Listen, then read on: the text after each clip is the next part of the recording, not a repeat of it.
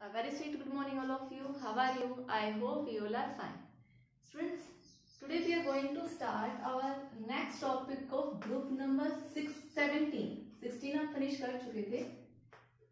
Group number 17 पे थे और 17 में भी हमारा एक last topic रहता है, that is interhalogen compound. Interhalogen compound. ठीक है, अब देखो इंटर हैलोजन कंपाउंड बेसिकली क्या है, आपके जो हैलोजन है वही आपस में रिएक्ट करके, भाई दो हैलोजन आपस में रिएक्ट करके कुछ कंपाउंड्स की फॉर्मेशन करते हैं, उनको हम क्या बोलते हैं, इंटर हैलोजन कंपाउंड. भाई सपोज हैलोजन्स को आपको पता है हम एक्स से डिनोट कर रहे हैं, एक हैलोजन एक्स है और दूसरा हैलोजन एक्स डैश. दो हैलोजन कंबाइन करेंगे और किसी रेशियो में कंबाइन करेंगे और ये इस टाइप के कंपाउंड बनाएंगे, इनको हम क्या बोलते हैं, इंटर हैलोजन कंपाउंड. इनमें ये जो X है ये कौन से साइज का होगा, ये लार्ज साइज का होगा, लार्ज साइज, जिसकी इलेक्ट्रोनेगेटिविटी क्या होगी, कम होगी, लेस इलेक्ट्रोनेगेटिव होगा, ये लेस इलेक्ट्रोनेगेटिव. और जो एक ये दूसरा वाला है जो n नंबर में प्रेजेंट होगा वो क्या है आपका, स्मॉल साइज का. ठीक है, ये स्मॉल साइज से इसकी इलेक्ट्रोनेगेटिविटी क्या होगी, हाई. ये होगा हाई इलेक्ट्रोनेगेटिविटी. ठीक है, जो लेस इलेक्ट्रोनेगेटिव है वो काम करेगा सेंटर एटम की तरह. ठीक है, और ये जो स्मॉल साइज है जिसकी इलेक्ट्रोनेगेटिविटी ज्यादा है, ये आप बोल सकते हो साइड एटम बोल सकते हो या फिर नेबरिंग एटम, मतलब इसके साथ वाला. ठीक है, साइड एटम या फिर आप नेबर बोल सकते, नेबर तो चलो पड़ोस का हो गया, साइड एटम मान लो इसको. ठीक है, साइड एटम की तरह काम करेगा, ये किसकी तरह, सेंटर एटम की तरह काम करेगा. ठीक है, तो ये था हमारे इंटर हैलोजन कंपाउंड्स. क्या होते हैं, जब दो हैलोजन कंबाइन करके कंपाउंड बनाएंगे तो इंटर हैलोजन कंपाउंड बनाएंगे. अब देखो भाई ये n का नंबर क्या क्या हो सकता है, कितने टाइप के इंटर हैलोजन आपको कंपाउंड देखने को मिलेंगे, तो अब हम वो स्टडी करेंगे. तो बेसिकली इसमें हम 4 टाइप के कंपाउंड्स देखेंगे.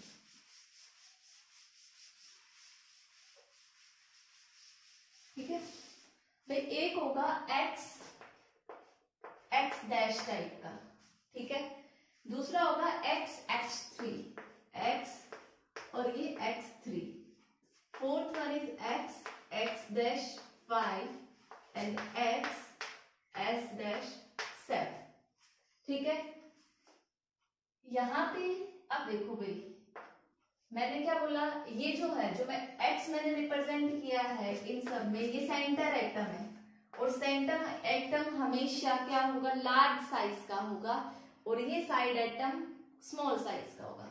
आपको पता है आपके हैलोजन क्या है, फ्लोरीन, क्लोरीन, ब्रोमीन, आयोडीन, ये है. तो भाई अगर क्लोरीन और फ्लोरीन का बनाना है तो क्लोरीन आपका सेंटर एटम और उसके साइड में क्या होगा, फ्लोरीन.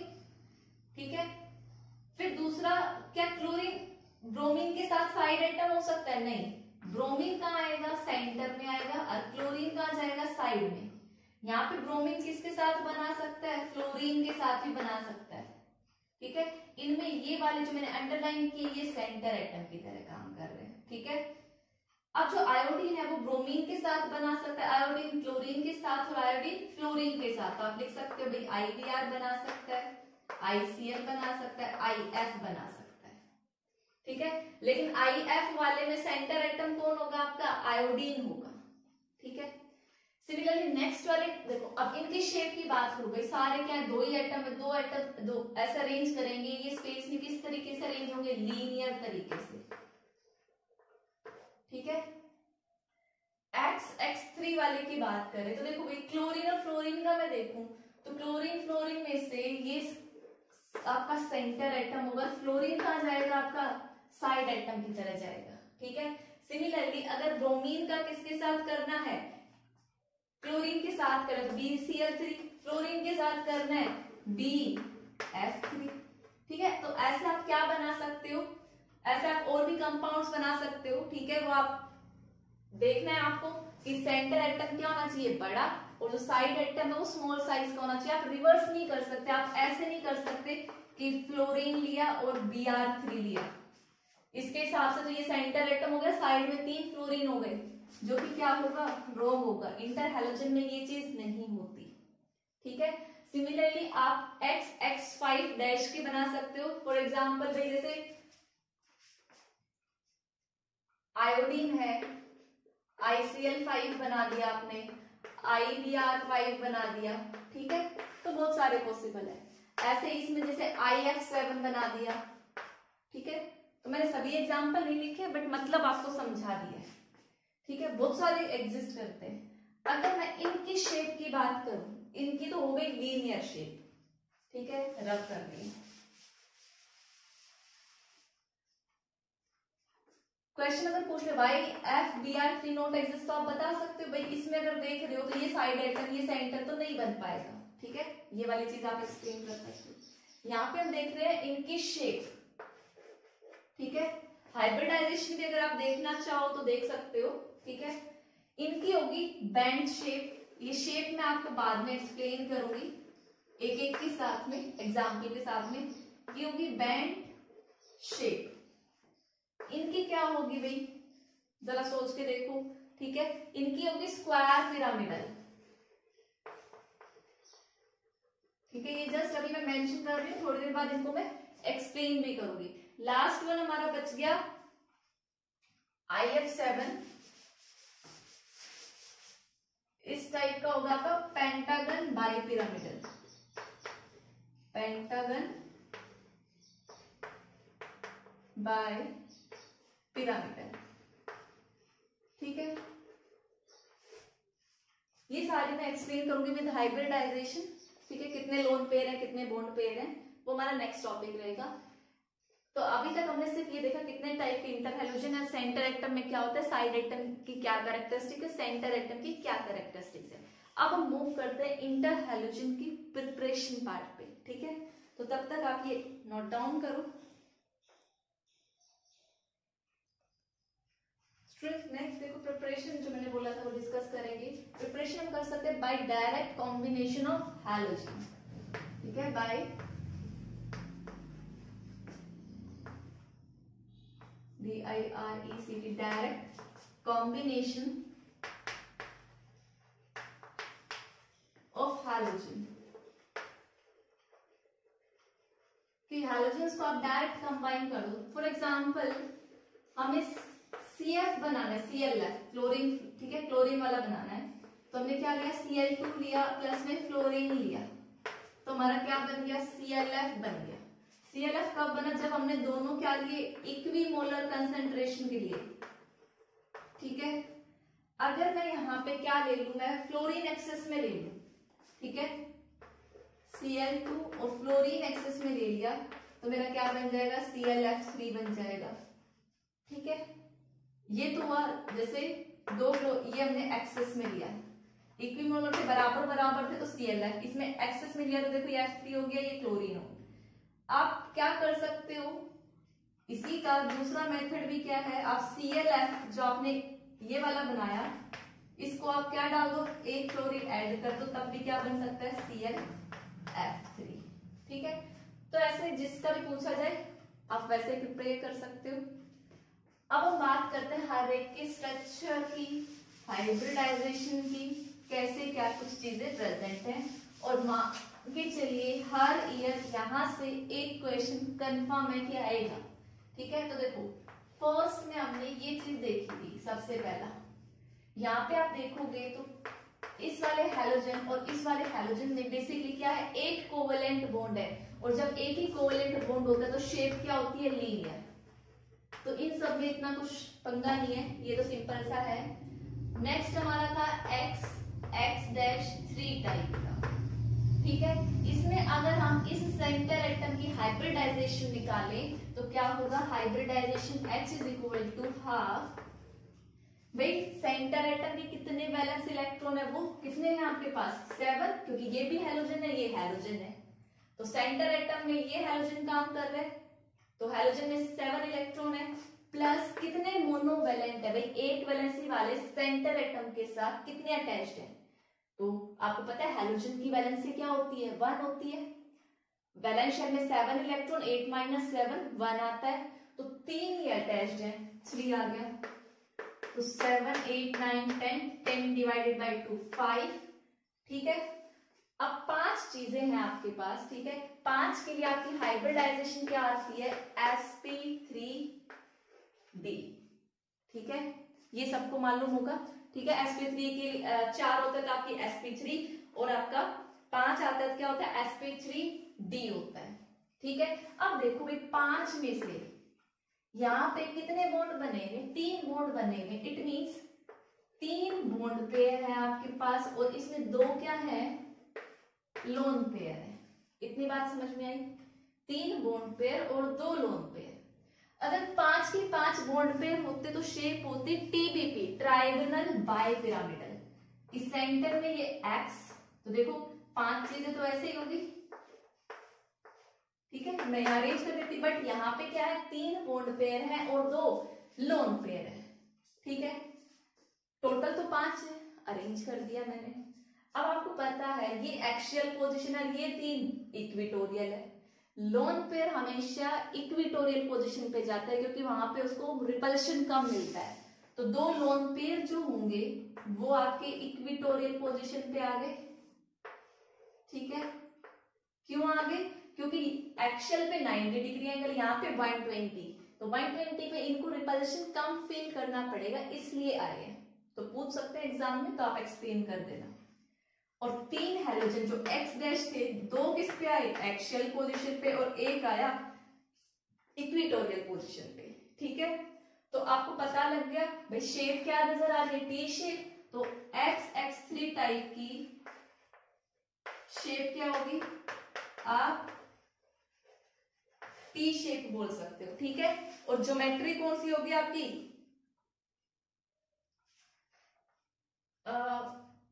मैंने शायद पहले बैंड शेप लिख दिया था स्टार्टिंग में, तो आप इसको बैंड टी शेप भी बोल सकते हो, कुछ बुक्स में लिखा होता है बैंड टी शेप लिखा होता है, टी शेप लिखा होता है, तो कंफ्यूजन ना हो तो आप वहां पर भी टी शेप कर सकते हो, या फिर यहाँ पे कर लेना बैंड टी शेप या सिंपल टी शेप, ठीक है, इसको करेक्ट कर सकते हो आप, जो आपको ठीक लगे। तो ये आ गया, ये हमारी शेप आ गई। आपसे कोई ज्योमेट्री पूछे, देखो ज्योमेट्री 5 के लिए कौन सी होती है TBP, trigonal bi pyramidal, but इसकी शेप क्या है टी शेप, तो ये चीज आपको याद रखनी है कि आपसे एग्जाम में ज्योमेट्री पूछी है या शेप पूछा है, ठीक है। तो ये था आपका XX3 टाइप का, तो आप पहले इसको कॉपी करो,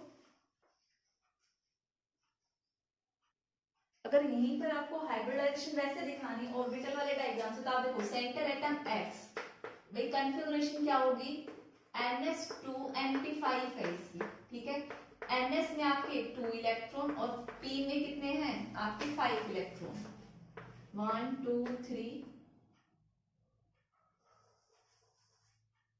4 और 5, ठीक है भाई।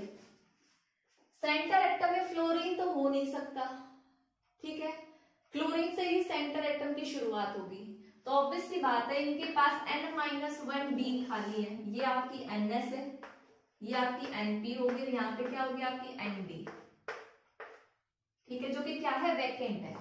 ये एक्साइटेड स्टेट में जाएगा तो क्या होगा, एक इलेक्ट्रॉन इसका जंप करके D में चला जाएगा, ठीक है,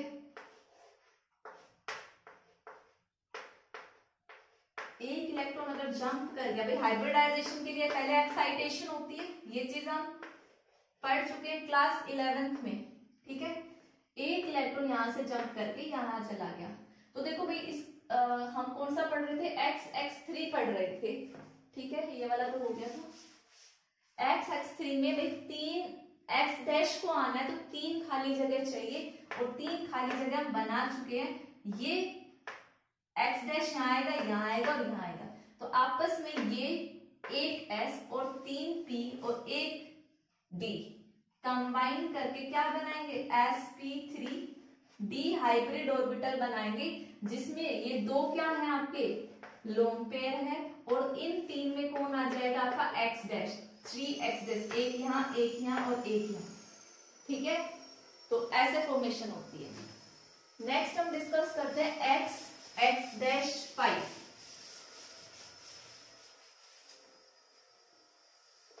एक बार आप मेरे ये वीडियो देखने से पहले खुद से भी ट्राई करना, ताकि आपको समझ में आने लगे। बच्चों की दिक्कत हमेशा रह जाती है, मैं कैसे हाइब्रिडाइजेशन निकालूं। ठीक है, तो इसके लिए आपको प्रैक्टिस चाहिए, और बहुत सिंपल टॉपिक है ये। यहाँ पे अगर हम हाइब्रिडाइजेशन फाइंड आउट करते तो हाँ भाई, मोनोवैलेंट में तो 7 इलेक्ट्रॉन होंगे, 5 बैलेंस शेल में 7 इलेक्ट्रॉन, 5 मोनोवैलेंट अटैच्ड है, तो कितना हो गया 7, 8, 9, 10, 11, 12, 12/2 कितना आया आपका 6 आया। ठीक है, अगर 6 आता है तो हाइब्रिडाइजेशन sp3 D2 होती है। ठीक है, और 6 में आपके क्या है 5 बॉन्ड पेयर है, और एक क्या है भाई लोन पेयर है। जब सारे बॉन्ड पेयर होते हैं तो आप इसकी ज्योमेट्री क्या होगी, 6 आ गया है तो आपकी ऑक्टाहेड्रल। ठीक है, बट एक लोन पेयर आ गया तो डिस्टोर्ट तो करेगा। फॉर एग्जाम्पल ये आपका सेंटर एटम का ऑक्टाहेड्रल ये है, बट इसमें से एक क्या हो गया लोन पेयर हो गया, तो मैंने एक लोन पेयर बना दिया, और आपके ये 5 क्या हो गए एक्स डैश हो गए। ठीक है, तो देखो भाई कौन सी शेप बन गई, ये स्क्वायर, और ऊपर एक पिरामिड टाइप का बन रहा है। तो इसको अगर यहां पर भी बॉन्ड पेयर होता तो शेप और ज्योमेट्री दोनों ऑक्टाहेड्रल होती, बट अब ज्योमेट्री तो ऑक्टाहेड्रल है, बट शेप क्या हो गई है, एक लोन पेयर की वजह से ये बन गई है स्क्वायर पिरामिडल। इतनी बात समझ में आई। ठीक है, अब हम देखते हैं इसकी हाइब्रिडाइजेशन एक्सप्लेन करते हैं। सेंटर एटम भाई X था, कॉन्फ़िगरेशन NS2 NP5। अगर मैं भाई ऑर्बिटल डायग्राम में 2 इलेक्ट्रॉन, इसके पास 3 इलेक्ट्रॉन, 5 इलेक्ट्रॉन, और इसके पास 3 जो n-1d खाली है, ये n-1d। ठीक है, एक्साइटेड स्टेट होगी तो क्या होगा भाई, एक इलेक्ट्रॉन यहां से जंप कर जाएगा, क्योंकि आपको 5 बॉन्ड बनाना है तो 5 खाली जगह चाहिए, एक तो है, एक यहाँ कर दे तो 3 बन जाएगी, और एक और करा दे तो 5 मिल गई आपको। 1 2 3 4 5। ठीक है, तो एक S 3 P और 2 D, कौन सी हाइब्रिडाइजेशन है sp3d2, जिसमें एक क्या रहेगा लोन पेयर, और 5 x डैश, ये जो नजर आ रहे हैं आपको x डैश आएंगे 5, और यहाँ पे बॉन्डिंग कर लेंगे। ठीक है, तो ये था आपका x डैश 5 के लिए। x डैश 7 का आपका होमवर्क है। ठीक है, जैसे मैंने सारी चीजें इसके लिए एक्सप्लेन की हैं, आप किसके लिए करेंगे x डैश 5 के लिए एक्सप्लेन करेंगे, उसकी हाइब्रिडाइजेशन क्या है, उसकी शेप क्या होगी, ठीक है, ज्योमेट्री क्या होगी, और उसका जो एक्साइटेशन के थ्रू मैंने हाइब्रिडाइजेशन समझाया वो पार्ट आप इसका करेंगे। ठीक है, तो ये आपका होमवर्क है, तो आप इनको कॉपी करो। अब स्टूडेंट्स इन्हीं में ना एग्जाम में कुछ क्वेश्चंस आ जाते हैं, draw the structure of the following compounds, या इनकी हाइब्रिडाइजेशन एक्सप्लेन करो, या इनकी शेप एक्सप्लेन करो। ठीक है, तो मैंने 2 एग्जांपल लिखे हैं, इन्हीं के थ्रू समझते हैं। तो देखो भाई, इसका हमें बनाना, सबसे पहले हमें हाइब्रिडाइजेशन फाइंड आउट करनी पड़ेगी। हाइब्रिडाइजेशन के लिए हाफ बैलेंस शेल में 7 इलेक्ट्रॉन, ब्रोमीन है आपका Br2, तो ब्रोमीन में क्या है, कितने मोनोवैलेंट है 2, एक नेगेटिव चार्ज मींस एक इलेक्ट्रॉन गेन भी किया तो वो भी ऐड करेंगे। ठीक है, नेगेटिव चार्ज ऐड करते हैं, पॉजिटिव का मतलब लॉस ऑफ इलेक्ट्रॉन हुआ तो माइनस करते हैं। सो टोटल कितना आ गया आपका 10 डिवाइडेड बाय 2 कितना आया 5 के लिए भी हाइब्रिडाइजेशन तो क्या जाएगी आपकी sp3d। ठीक है, ज्योमेट्री होनी चाहिए थी TBP, ट्राइगोनल बाय पिरामिडल। ठीक है, बट आपको नजर आ रहा है इस 5 में 2 ही बॉन्ड पेयर बने हुए, इट मींस इसके पास क्या है 2 बॉन्ड पेयर शामिल है और 3 लोन पेयर शामिल है। इट मींस आपका आयोडीन ज्योमेट्री टीबीपी है तो ऐसे ही आएगा, ठीक है। और 3 लोन पेयर है, ये मैं समझा चुकी, लोन पेयर इक्वेटोरियल पोजीशन पे आएंगे, तो तीनों इक्वेटोरियल पोजीशन के लोन पेयर आ गए, ठीक है। और ये फ्लोरीन, बाहर इस पे क्या रहेगा, एक नेगेटिव चार्ज। तो शेप कैसी नजर आ रही है देखने में, लीनियर, तो इसकी शेप क्या हो गई, लीनियर। ज्योमेट्री क्या हो गई, टीबीपी। हाइब्रिडाइजेशन क्या हो गई, sp3d। तो ये इसका पूरा एक्सप्लेनेशन हो गया जो आपको करना था। सिमिलरली हम एक्सप्लेन करेंगे ICl4-, ठीक है। ICl4 में भाई हाइब्रिडाइजेशन, हाँ 7 वैलेंस इलेक्ट्रॉन, 4 मोनोवैलेंट है, 1 इलेक्ट्रॉन गेन किया हुआ, तो कितने हो गए, 7, 8, 9, 10, 11, 12/2 कितना आया, 6। और जब 6 आता है तो हाइब्रिडाइजेशन sp3d2 होती है, ठीक है। और जब 6 है तो भाई आपको पता है ज्योमेट्री क्या होगी, ऑक्टाहेड्रल होगी। बट इस 6 में 4 बॉन्ड पेयर है, 4 बॉन्ड पेयर है, और 2 क्या है, लोन पेयर है, ठीक है। अब देखो वे 2 लोन पेयर हो गए, एक ऊपर दिखा दिया मैंने, एक नीचे दिखा दिया, और 4 क्लोरीन यहां आ गए। तो देखो भाई कौन सी शेप बन गई, स्क्वायर प्लेनर बन गई, और बाहर क्या है, एक नेगेटिव चार्ज है, ठीक है, जो माइनस वाला है। तो इसकी शेप क्या हो जाएगी, स्क्वायर प्लेनर। तो ये था आपका ICl4-, ठीक है। अब इसके अगर यूजेस की बात करें तो यूजेस क्या है, जो इंटर हैलोजन कंपाउंड है ये नॉन एक्वस सॉल्वेंट की तरह यूज किए जाते हैं, ठीक है।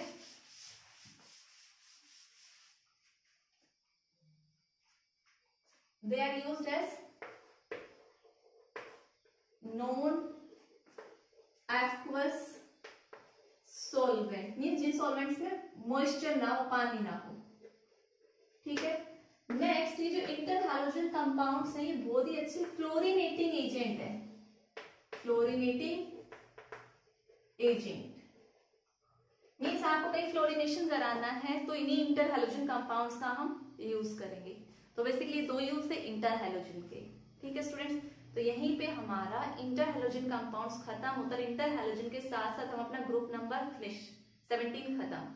अब we are left only with group number 18 जो कि बहुत छोटी सी यूनिट है, मतलब ग्रुप नंबर 18, ठीक है। बट क्वेश्चन वहां से भी पूरे हैं आने के।